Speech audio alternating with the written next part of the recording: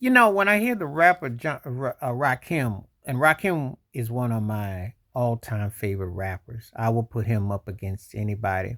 I don't care about chart success, and I do use different criteria for who I have as my top five rappers if we get into the discussion. But Rakim is in my top one or two ever. I'll make a strong case for him. He changed the course of the lexicon with his flow and his rhythms and his cadence.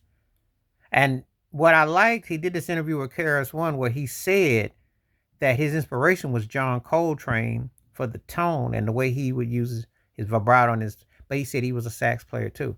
I love it when rappers talk about actually having musicality, because so often than not, and I'm gonna do a separate video about that and another way of how it's been sold um, by the industry. But anyway, him mentioning John Coltrane makes all the sense in the world with the way he took on the spacing and the timing and the dissecting that he did as an MC.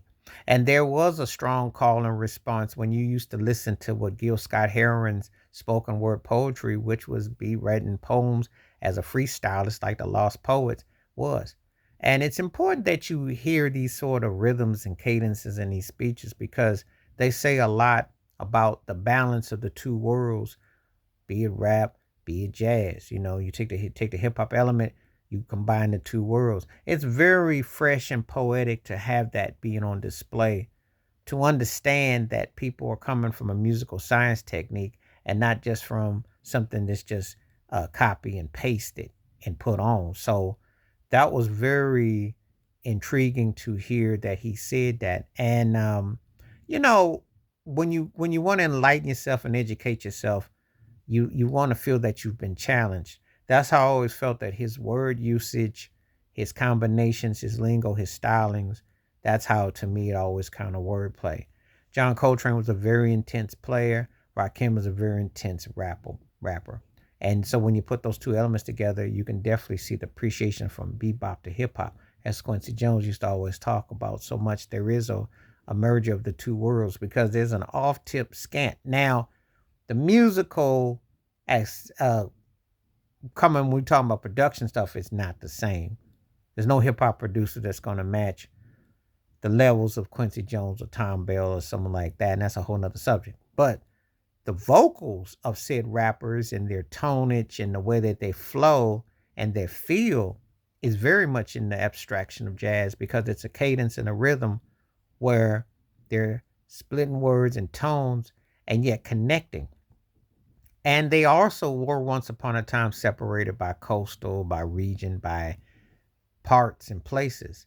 That's the thing that kind of leaves a lasting impact. So that definitely is an integral part and very intriguing to take that upon where you are uh, gathering all that in, digesting all that in, and the depth of that and that magnitude of it. What does it mean, and how does it is on display? So Rakim throwing a nod out to John Coltrane is a very moving element because to me it definitely represents something that needs to be, told and said as much and even more so because it how it resonates, how it still impacts, how it still feels. So um, it's something that's very dealing and very powerful. So I just want to give a shout out to Rakim, mentioned John Coltrane, and acknowledging that because how it impacted what he decided to do as an artist. Wash your hands, keep your mind clear, watch out for another, and please hit the like and also hit the subscription. Keep your mind clear, wash your hands, keep your mind clear. Please hit that membership because when you do requests, I take upon and I do go into deep contrast and sometimes have deep conversation with them. And I will go into depth sometimes based on said subject. And also, by the way, you know, um, keep yourself clean, keep yourself free, and also understanding and compassion.